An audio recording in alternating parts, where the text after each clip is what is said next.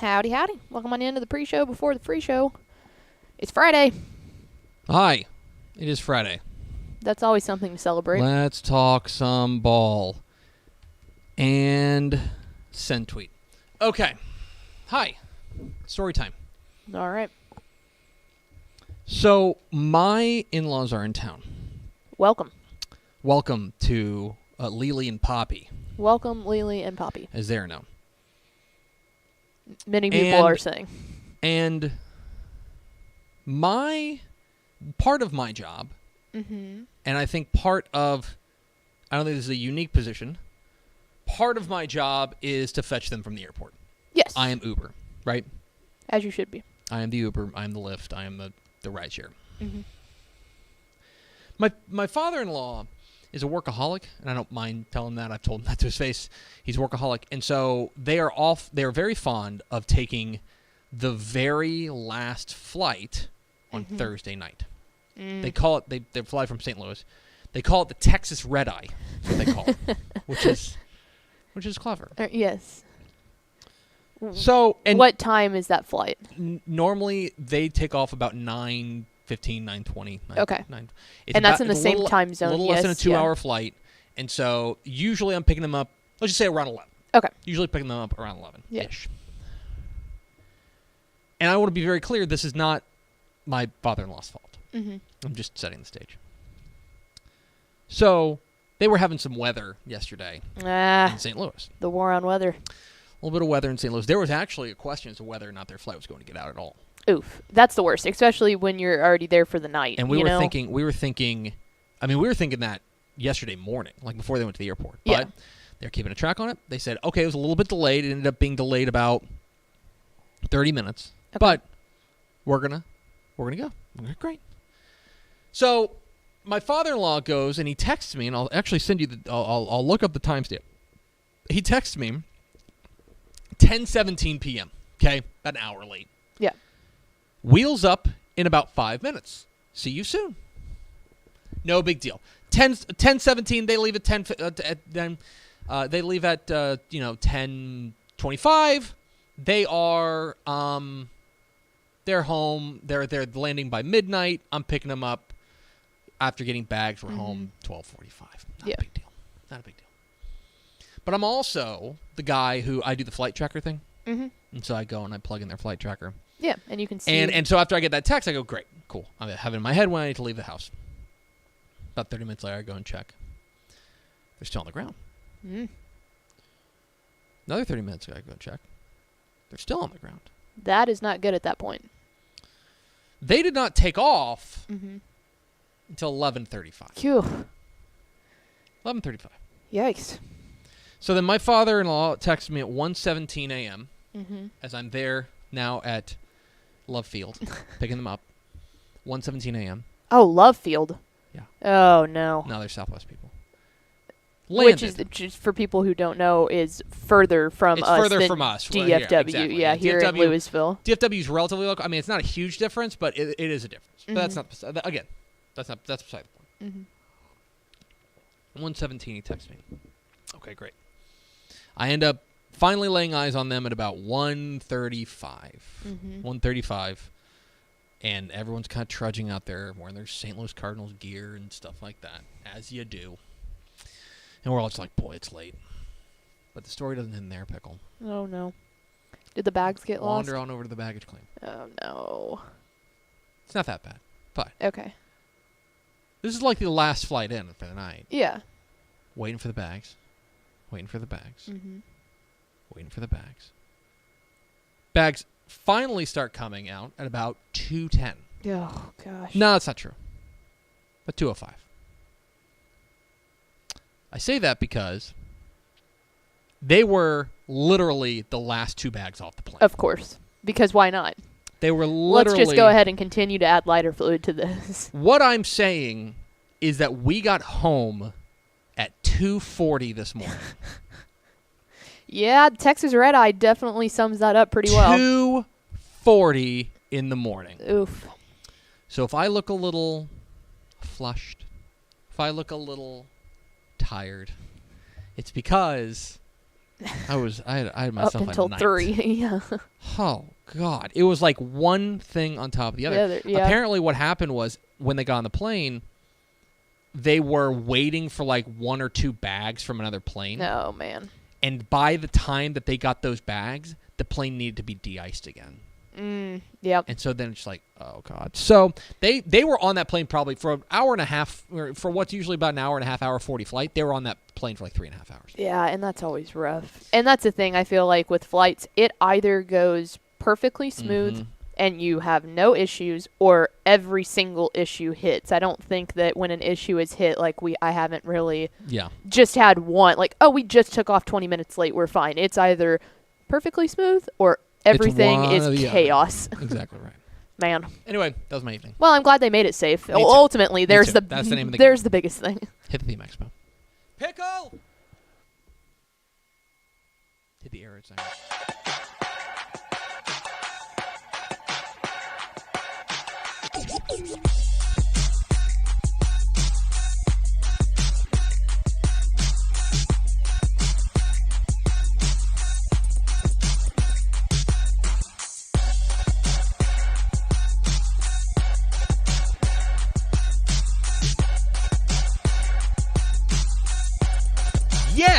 Yes, yo! From the Dave Campbell's Texas Football Mothership here in beautiful Louisville, Texas, it is Texas Football Today, a program that's trying to make do on a couple of hours sleep. How much coffee have you drank this morning? Overcompensating. My name is Greg Tupper. I'm the managing editor of Dave Campbell's Texas Football, a magazine, TexasFootball.com, a corresponding website to that magazine. Thank you for spending part of your day with us. Whether you're watching us live on TexasFootball.com, on Facebook, on YouTube, on Twitch, on Twitter, or you're listening to us on the podcast, which you can subscribe to on the podcast vendor of your choice. Either way, thank you for doing your part to support your local, mediocre internet show. I am sitting over there at the helm today, making us sound good. She is the Duchess of the Dorks. She is Ashley Pickle. Hi. Hi. I had a good amount of sleep last night, so that sucks for you. How fun for you. Yay. Hooray for Pickle. Today is Friday. Woo. February 18th, 2022. It's 287 days till Thanksgiving? 280 days till Thanksgiving. How are you 7 days off? I don't know. Happy birthday to Super Bowl halftime performer Dr. Dre. Episode 1335. On today's show, guys, we're going to talk about the college football playoff and why you don't need to care. We'll talk about that. I've got some more news and notes from our Dave Campbell's Texas Football 6-year Texas high school football program rankings that I think are noteworthy, and then we'll have Helpful Honda Mailbag Friday. We'll answer some of your questions about high school football, college football, recruiting, lifestyle, romance, travel, anything you got. You can lay it on us on the comments on Facebook, YouTube, Twitch. I don't think you can tweet us questions now. No, that's getting excessive. I know. Anyway, we will get to those at the back half of the program. Do we have first four through the door, Pickle? We sure do. It was just Chad, Daniel Agnew, Aaron Arbuckle, and Ed McElroy. Welcome in, fellas. What does your shirt say? I see Lone Star and. Oh, nice. Like, it's funny because I can't see it on camera, but I also can't see it from my vantage point. Podcasting is a visual medium. Yes, Lone Star and Tex-Mex. It says Lone Star and Tex-Mex. Very nice. It's Friday. All right, Pickle. Headline. Did you see this? Did you hear about this? I did. College football playoff to remain at 4 teams until the 12-year contract expires after the 2025 season. I'm reading this from Heather Dinich over at ESPN. After months of lengthy debates and multiple meetings about expansion, the college football playoff will remain at 4 teams through the end of its current 12-year contract, which expires following the 2025 season, CFP Executive Director Bill Hancock announced Friday. By choosing to remain at 4 teams for 4 more years, the 10 FBS conferences and Notre Dame have forfeited roughly $450 million in potential revenue. There's a quote there, blah, blah, blah, on and on and on. So there was, for the past 2 years, there's been talk about expansion to the college football playoff. We're at 4 teams right now. There was talk about an 8-team playoff. Eventually, what ended up coming out was the 12-team playoff was going to be the real, was going to take hold, and that was going to be the one that everybody was really hot after, was the 12-team playoff. But in the end, down the stretch, some conferences got some cold feet about this. Most notably, the ACC came out in opposition to the 12-team playoff, at least for now. And so it's dead for now. They're going to keep it for the next 4 seasons. So that is certainly noteworthy. That is obviously something to keep an eye on, that they are going to remain at 4 teams through 2025. The earliest that they would expand at the playoffs would be 2026 season. And I am here to tell you, valued viewer and valued listener, that you don't have to care about the college football playoff. You don't have to care about who wins the national championship. Like, are you familiar with the concept of a permission structure, Pickle? The idea that you need somebody to tell you what you think or what you're doing is okay, right? Validation is a simple term for that. It's just something. It's somebody gives you the permission structure. Somebody gives you permission to do what you're doing. Like, even though you know you don't, you're a free person, but you just need that permission. If you need that, here I am. There's plenty of other people out there who'll do it, but I will be the one to tell you. You don't need to care about the college football playoff. You don't need to care about who wins the national championship. So I think we got to start with this. It's okay to admit that there is no good way to crown a college football national champion. the FBS ranks we're talking about. Now, I tweeted about this, and people were saying, the BCS was fine. The BCS was better. Maybe. But do you remember how much grousing there was about the BCS? Oh, yeah, because they just got to decide who got to play in the national championship. Remember how much complaining there was about that? There's also people saying, a 12-team playoff would certainly be better. Maybe. The point is, either way you do it, there's still an overarching committee telling you who gets to try for it. There will be inevitable complaining about the 12-team playoff when we get there. And Absolutely. I think we will. I think 2026 we'll get there. Okay? We have to draw a distinction between better and good. Being better does not mean than the current situation does not mean it's a good situation. Being better than that is like that's improving. Like, we're talking about the prettiest turd here. You know what I mean? And I've done a lot of thinking about this. The problem is that we are trying to take one sport we love, and we are trying to do with it what we do to other sports that we love. We are trying to take college football and fit it into the sports box in America. That's what we're trying to do. Think about this, okay? Think about the NFL. Think about the NBA. Think about Major League Baseball. Think about the NHL. The 4 major pro sports in America. They're all structured the same way. Now, there are variations, but they're all structured the exact same way. They're divided into conferences and divisions. The regular season earns you a spot in the tournament. If you win the tournament, you win the championship. That's how it's put together. Okay? We're trying to do that with college football, and yet college football is so fundamentally different than those leagues, than those professional leagues. First of all, there's just way too many teams. There's 130 teams in FBS college football. There's only 32 teams in the largest of those of the 4 major sports. 130 versus 32. That's part of it. The other part of it is, and this is the big talking point, there is too little parity in college football. There's functionally none. There's no and that's part of what makes it interesting, but there's almost no parity. There are a handful of haves, and there are a whole lot of have-nots. So quality of team, quality of play, strength of schedule is not evenly distributed, and it's not ever going to be close.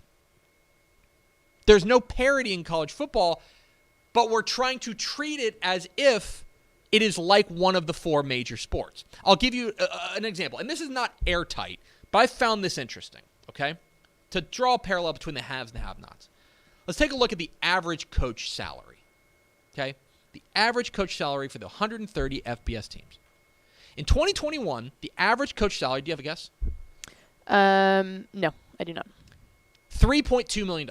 The average coach salary in college football was $3.2 million for the 130 FBS teams.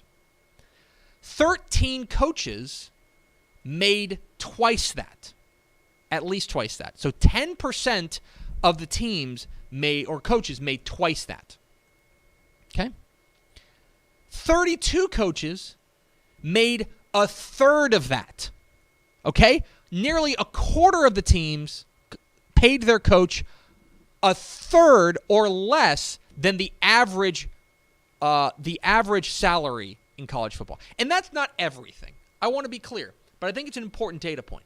When you compare it to something like, let's say, Major League Baseball payroll, right? Because you can pay your college football coach whatever you want.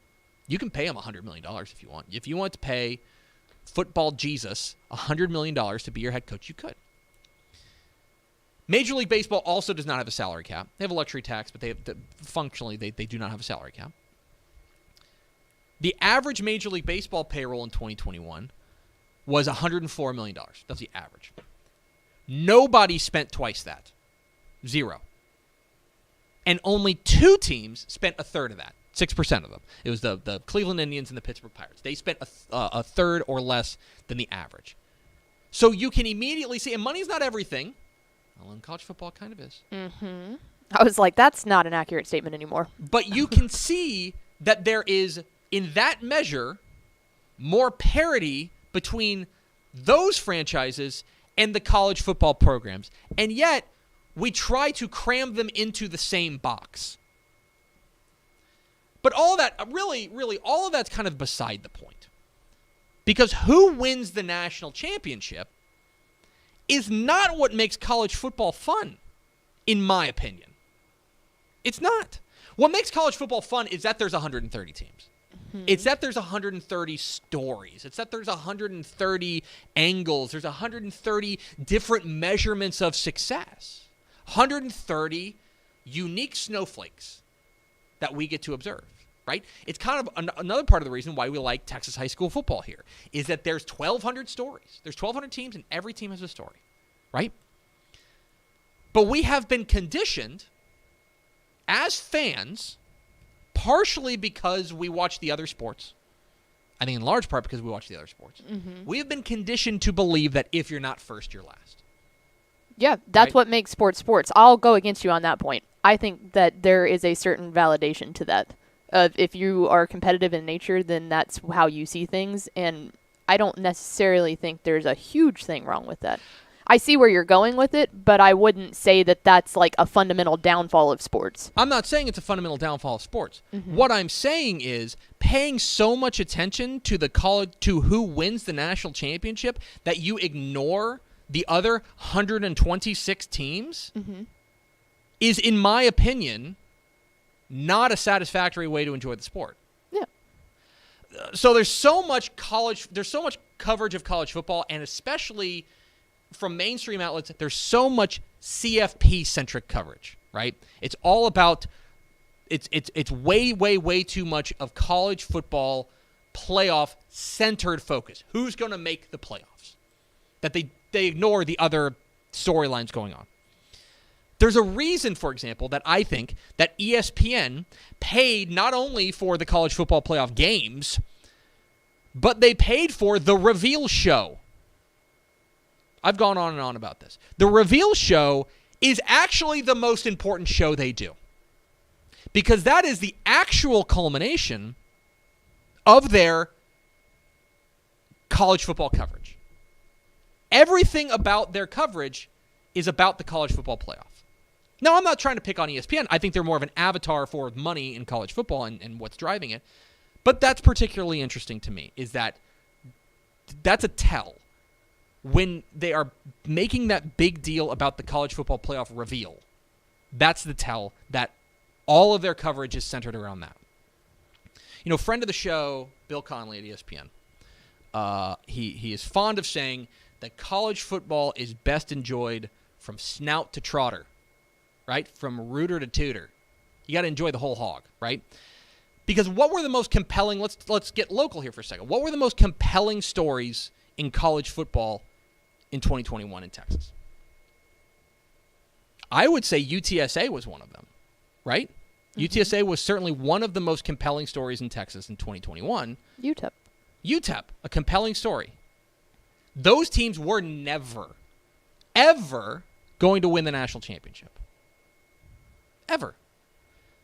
So it was certainly not, I'll tell you what, the most compelling story in the state of Texas was certainly not the chase for the national championship. It just wasn't. Now, look, enjoy what you want.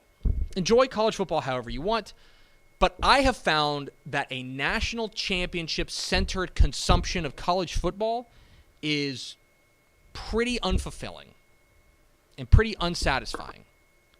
And so, if you need to hear it from somewhere, I'm happy to tell you, you don't have to care about the national championship. You don't have to care about the playoff. That doesn't make you a bad college football fan. You can just enjoy what you enjoy. You can enjoy it from rooter to tutor.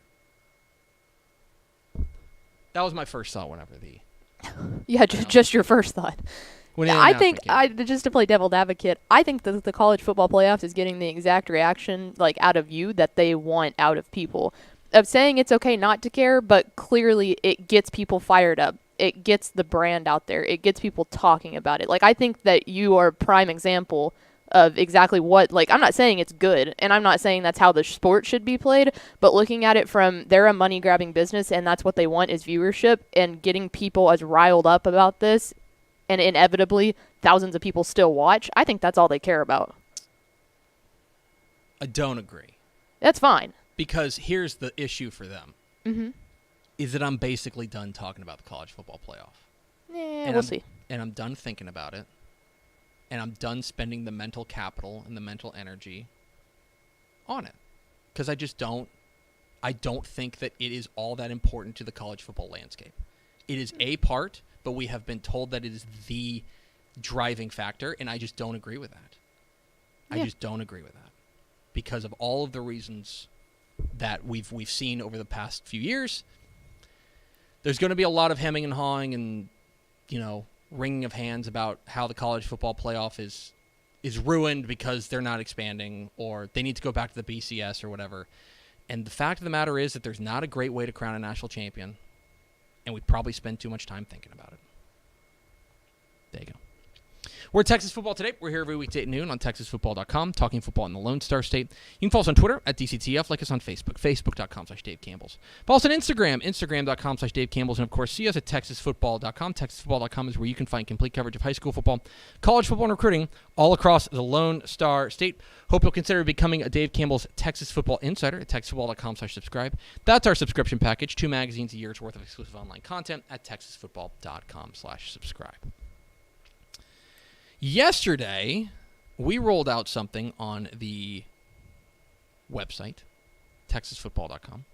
It was our 6-year Texas high school football program rankings. We talked about it. We revealed the top 10 here live on the show, talking about which teams have been the best, which Texas high school football teams have been the best over the last 6 seasons. 2016 to 2021. 2021. Correct. 6 seasons. And we if you want to go back and watch the top 10 yesterday, it's on our YouTube page. You can see who the top 10 are.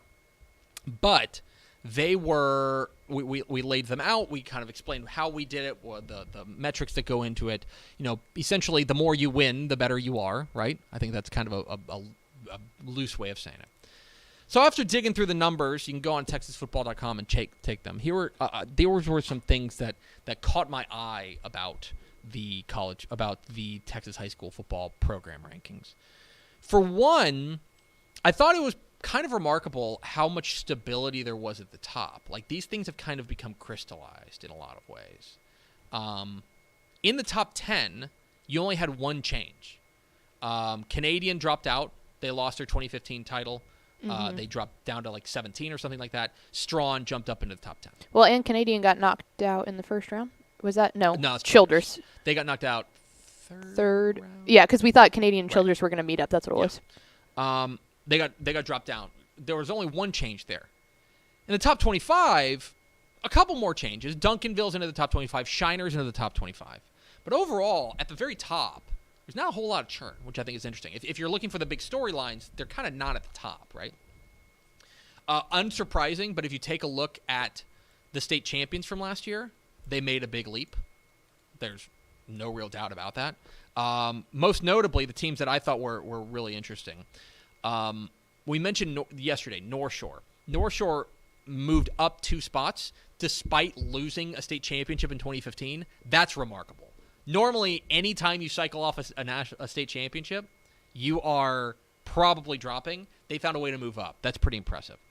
Of note, Katy Peto's ineligible because they're only 4 years old. But the teams that made the big leaps after winning titles were Stephenville. They moved up 307 spots, up to 97.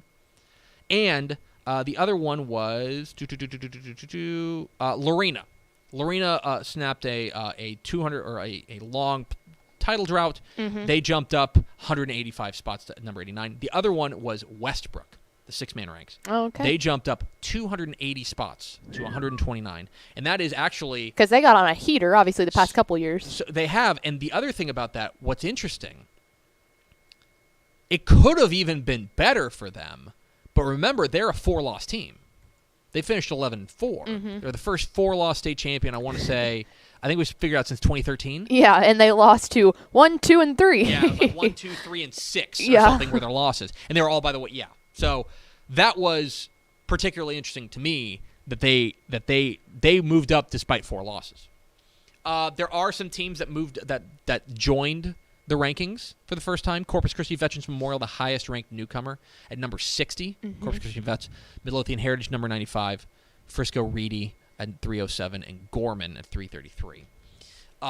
There's still 32 teams that played in 2021 that are ineligible. If they were eligible, the top 5 would be Alvin Shadow Creek, Katy Pato, Bridgeland, San Antonio Harlan, and San Antonio Southwest Legacy. The biggest leaps, the biggest movers, Carrizo Springs went up 446 spots to number 647. All right. Quinlan Ford went 445. That doesn't surprise me. Lubbock Roosevelt also went 445, up 445. Frisco Liberty's up 410, and Tyler Chapel Hill is up 408.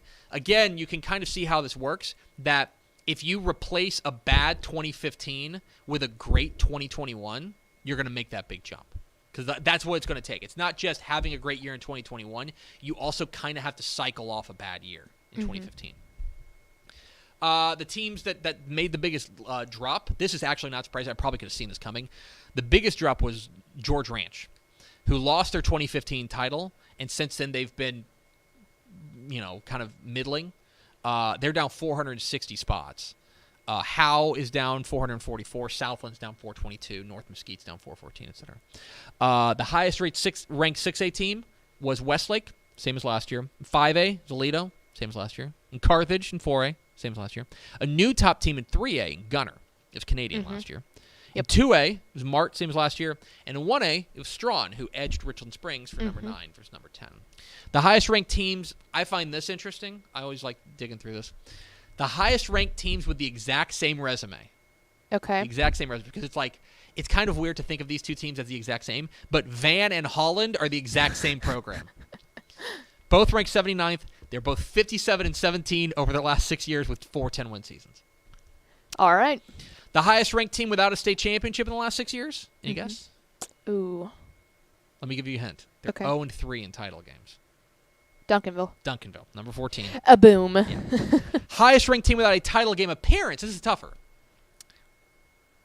Oh, man. So basically it's a team. Lake Travis? Team that wins. Lake Travis made a title game in 2016. So they've got one title game in 2016. Yeah. That was a good guess. I feel like that was a good guess, though. It was a good guess. Without making it. I don't know. Geronimo Navarro. Number 38. Oh, how about that? That is a perfect example of a team that always makes goes 3 or 4 rounds deep, but they haven't made a title because game. Typically in the past it's been them and Wimberley meeting up in the regional final again. Yes. And then the highest ranked team without a 10-win season is number 305, El Paso Andrus, is a team that's how about basically that? For the 9-1-5. Can you just be 9 wins every single year? Yeah. So anyway, there you go. There is some news and notes from the Texas High School Football program rankings. You can find them all at texasfootball.com. All 1,202 teams that are eligible in the UIL ranked for what they've done in the last 6 seasons. All right, Pickle. It's time for Helpful Honda Mailbag Friday. The North Texas Honda dealers want to help you score some great deals on award-winning Hondas. Stop by your Helpful Honda dealer today or visit ntxhondadealers.com to learn more. All right. If you've got questions about high school football, college football, recruiting, lifestyle, romance, travel, all of that fun stuff, let us know in the comments. Facebook, YouTube, Twitch, Carrier Pigeon. That one might take a minute. Do you have the... I told you to put the pigeon door? Perch out. The perch. The perch. What if the only way we accepted questions was via Carrier Pigeon? I feel like Honda would want their money back. Yeah, we might lose the sponsorship at that point. Like, we've probably gotten pretty close to losing sponsorship just because we're goofballs, but that might actually lose us one. All right, Pickle, do we have any questions from the peeps? We do. One of them was from Mario. He said, what grade would you give UTSA on their 2022 recruiting? Yeah, so I want to say they were at or near the top of Conference USA. Yeah. So that's kind of the thing about recruiting is you kind of have to judge it based on conference. Conference, yeah. Like, okay, A&M gets an A+ regardless. Like, yes. You can measure them against... they have the number 1 recruiting class in the nation. They get an A+ regardless, but, like, it's probably not fair to compare UTSA to A&M. Yeah. Right? I would give them an A-. I mean, they were number 2 according to 247. They're number 2 in Conference USA, 72nd nationally, which is a move up. I thought they got a couple of real steals. That's what's interesting about when you see what Jeff Traylor's doing there, and I think what kind of Joey McGuire may try to emulate at Texas Tech is it's harder, and we've talked about this on the show, it's harder and harder to find those gems, those hidden gems. Mm-hmm. So what you have to do is you have to find guys who are maybe rated 3 stars that you may think may be in fact higher than that. Mm-hmm. And I think they found a couple of those guys. Like Jace Wilson, the wide receiver from Denton Guyer, like Owen Peewee, the playmaker from the linebacker from Cy Park, who was probably a little bit overshadowed by Harold Perkins, right? That's like last year when they found Eddie Lee Marburger. Exactly right. Those guys that we say they really rule, and someone should look at them. The new like hidden gem is not the Cooper Kupp, right? The 0-star guy who ends up with only 1 offer. The new hidden gem is the 3-star that you think may actually be a 4. Mm-hmm. And I feel like UTSA did that pretty well and put together. I mean, they got a couple kids I think Houston Thomas, the tight end from College Station, is a star. And I think they're going to find interesting ways to use him. So, yeah, I would give them at least an A-. I think that if you are Jeff Traylor, you're pretty darn pleased with how things are going. So I think that they've got to feel really good about the way that 2022 recruiting went. And especially, I don't know, Jeff Traylor's in a weird spot because, like, obviously the 2021 class was so strange because of everything that happened, because of gestures broadly.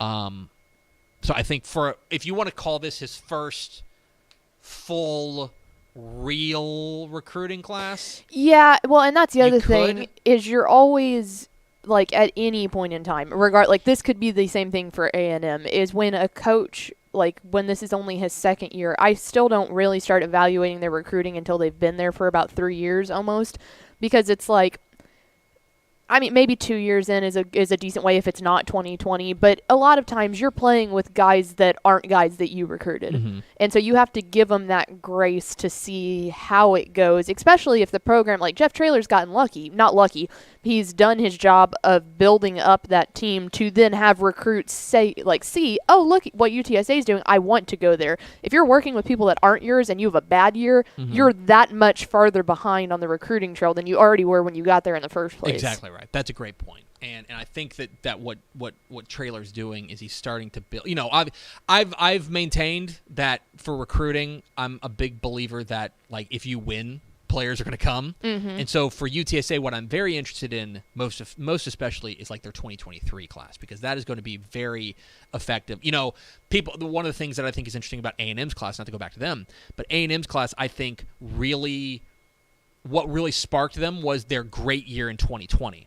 Right? I know mm-hmm. that feels like forever ago, but that great year in 2020, that's when kids start looking and go, oh, maybe I will consider going to play for A&M, right? Because if they had gone 6-6, I know they didn't play 12 games, you know what I mean? If they had had a boring year, they probably don't have this number 1 recruiting class. No, absolutely I think that's pretty fair to say. So, yeah, you have to lay the foundation. What's next, Pickle? What are your thoughts on Coach Steve Huff moving from College Station to Decatur? Yeah, it was a big step bomb yesterday that Steve Huff, the state champion head coach at College Station, and then last year the state finalist head coach at College Station, is leaving to go take over at Decatur. And I think there may be people who are like, what in the heck is he doing? Mm-hmm. Except specifically because Marquise Collins is back, I feel like that's the big nail in the coffin of, like, you're leaving one of the best running backs in the state of Texas. From what I understand, and I haven't talked with Coach Huff, but from what I understand, it's twofold. One of them is, I know he's from Oklahoma, I believe. I want to say he's from Oklahoma City. Step said he has family. He at least has family in Oklahoma. Maybe wife has family there too, I believe. And so there is I think there was an idea that he wanted to get back north, and he wanted to do that. The other thing that you always have to keep in mind with things like this, at a place like Decatur, it's not just head football coach; it's also athletic director. Mm-hmm. And you're probably maybe that doesn't necessarily resonate with you, but imagine being your own boss. Pickle, what would you give to be your own boss? And get rid of you? A lot. That's what I'm saying. Where do I need to go? Right. So you get to kind of be your own boss. Of course, you always have a boss. You have the superintendent, right, the school board. But, like, you get to really call the shots in an athletic department. And I would imagine, again, I haven't talked with Coach Huff, but I would imagine, generally speaking, the things that I look for whenever there's a relatively shocking coaching move is where's he from or where's his wife from? And they're both from Oklahoma. There you go. Where's he from or where's his wife from? And is he going from being just a head coach or like a campus coordinator position to an athletic director? That to me is very, very important. So those would be my guess. It's I will say that I think it's a great hire for Decatur, obviously. I've gone on record that I don't like what they've done the past couple of years by running Mike Fuller out and things like that. I thought that was ugly. There's some small town politics. A little ugly there. Hopefully Coach Huff can go in there and settle things down, and they'll treat him a little better than they have their predecessors. I will also say this: College Station is a hell of a job. Yeah, and not just, by the way, not just for 2022. Yeah, like you mentioned, Marquise Collins. That's great. Marquise Collins ain't going to be there in 2023. Still a really good job. Yeah, I'll be very, very interested, especially because we mentioned that too. Is that's the only coach that College Station has ever had. Yeah. So it's like, what do they haven't gone through a coaching search in 8 years now? Yeah, exactly right. All right, what's next? Well, Steph said there was another thing, but I'm not seeing it. No, here we go. Last one. Here's an ender. Unless you got an ender. I do. Do you think any coaches that already took a job are regretting it now that College Station is open? Ooh, that's interesting. Maybe. I think that there are definitely people who take a job and then a job comes open and they go, oh man, I would have gone in for that job. Right. Now that said, you don't take a job unless you want it. Right. You know what I mean? Especially a head coaching job. There are no head coaching jobs that you just kind of stumble into and think, I don't really want to be here. Right. You know? Right. I would say that I think that in a vacuum, if you took the job at okay, let's take it for example. Coppell it sounds like it's going to hire Antonio Wiley, right, from Wichita Falls, Hershey, which is Cowboy Fight Never Dies. Pretty excited. If he had known that College Station was going to be open, would he have applied for it? Yeah, maybe, but that doesn't mean that taking the job at Coppell is like not a good move. You know what I mean? I don't know that he would be regretting getting the job at Coppell. So it's a balance in the sense that these guys are always on the lookout for good jobs, and so coaches who have made moves, I think they may have looked at College Station and be like, ooh, if I hadn't just taken a job, I would have applied for that. Yeah.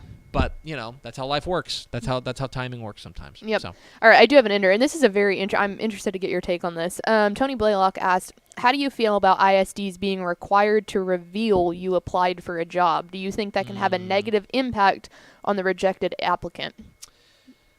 To some, it might not, because I feel like some people are understanding of knowing, like, okay, this is just part of it. They're going to go look for something else. But I'm sure there are petty enough people out there that go, oh, you're looking to get out? We don't want you, type of thing. I think it depends on the administration. Me, personally, I don't like it.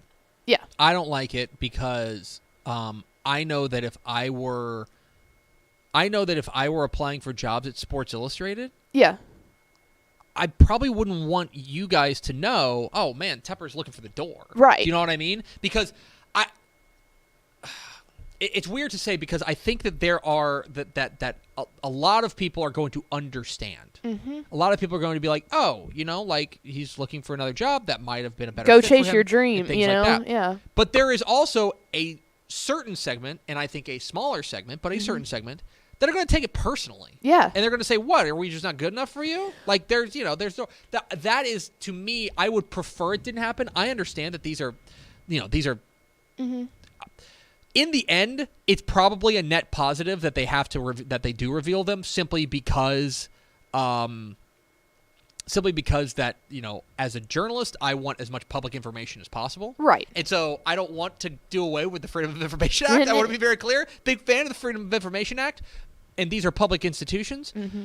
But it does make me a little, I think that's part of why, and I don't want to speak for Matt Stepp, but I think that's part of why he doesn't go around naming names Oh, and so- saying, yeah. oh, you know what? Actually, Pickle was applying for that job. And You I know what think mean? that fundamentally speaking, like what the reason Step does that and that Step is a good person is the fact that he wants the coach to be able to tell the kids. Ultimately, that affects the kids. Like I could really not care less, but if a grown adult who is in administration gets upset about a coach looking, okay, it is what it is. You can't hide that. Kids are not going to perform the same way if they know their coach is trying to leave them, and they're not going to buy into what they're saying if they know that their coach is trying to leave them. So I like that it's public information from a what we do perspective. From a journalism perspective, yeah. But if you want to take it morally, it's like, yeah, that does stink for the kids sometimes. And so, and that's the thing is, so you, look, if you yeah. like, you know, if you want to go find out who applied to go be a Decatur, like that information is available to you. You can go find it.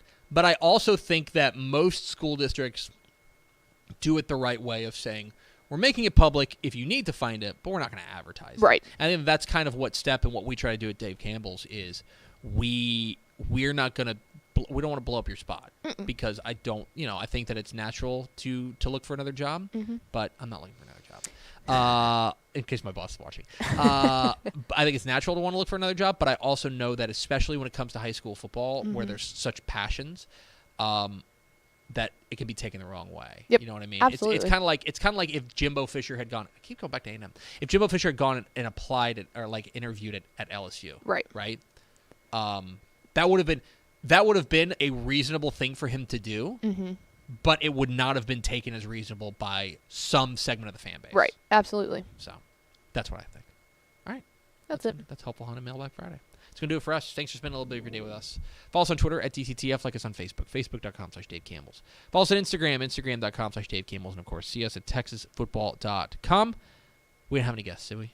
No. Just me talking. Yeah. You ranting. For Ashley Pickle, I'm Greg Tepper. Vince Young, please get your Player of the Year trophy. We'll see you Monday, right? Yes. Oh, can I do something real fast? I completely forgot about this because we didn't have final thoughts, and that's when I was going to do it for final thoughts. Let's go over to Ashley Pickle for America's second favorite segment, which was not going to happen because normally we don't. Yeah, no, I know, but I I wanted to go ahead and put it out there that big show next Friday. And the reason I wanted to tell people this was because I'm too excited of holding it in for so long. So we had mentioned before that we are going to be putting out our DCTF All Access piece where we followed every behind-the-scenes aspect of the 4A Division I state championship between Stephenville and Austin LBJ. We will be doing the public premiere of our DCTF All Access piece on next Friday. Wow! So here on the show? Here on the show. We're doing it on the show. How do we get the rights to that? Well, I'm the person that's been working on it for the past 3 months, so I said, you know what, the show seems good. Yeah. Earlier how I said that if I look tired, it's because I was up till 2:40 getting my in-laws from the airport.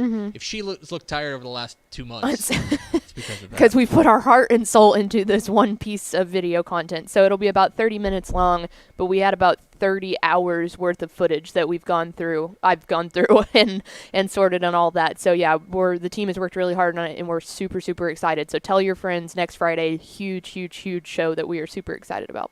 That's going to do it. I feel like it was worth it, and Absolutely. I forgot. Good job. Vince Young.